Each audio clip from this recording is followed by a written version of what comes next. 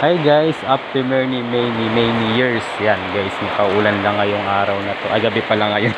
Sorry naman guys. Ayan guys, kumikita nyo guys, napakalakas ng ulan dito. Syempre, naampiyasan ako. Ayan guys. Buti na lang guys, umulan ngayong gabi na to kasi talagang napakainit naman talaga. Nakalipas. Ha? Ano ka ba? Oh, doon ka lang. Oh, malamig na malamig. O, tamo guys, hangin pa lang, grabe, napakalamig. Yung mga nabutan ngayon ng mga yung mga naabutan sa mga trabaho ngayong araw na to. Bakit ba laging araw? Gabi nga pala ngayon. Sorry na guys. Hindi kasi lagi na lang natin sasabi, kahit gabi na, nasasabi natin ngayong araw pa rin ito kasi nga, yun na kasi nakakagis na natin, nasabihin natin. So ngayon guys, diba, pila naman natin ngayon. Kasi ito mo kung nakikita nyo guys, nasa, ayan, meron kasing flashlight yung aking cellphone. Yan, kaya nakikita nyo yung ano ba tawag dito? Yung pagbagsak ng ulan. Yan guys, ayun yung puno ng mulberry. For the first time, nabili dyan. Ayun pa, may mulberry pa doon. Diba guys? Oh.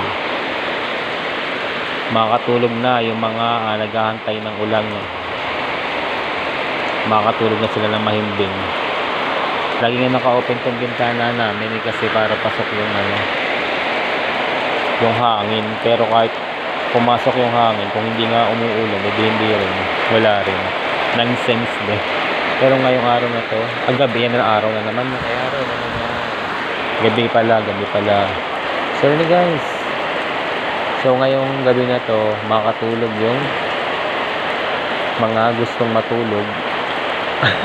Siyempre matutulog sila. Walang na magpuyat sila. Yan, yung mga pinapangarap na umulan kasi malamig na, ayan. Hindi totoo guys na pag umulan is mainit. Dito napakalamig, grabe. Kasi malakas yung ulan, tapos malamig yung hangin.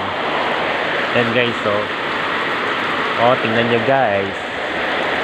Oh, dito kasi ako tumatambay sa labas kasi nga ninanamnam ko muna yung hangin habang umuulan. Grabe, makakatulog kami ng maayos dito mamaya.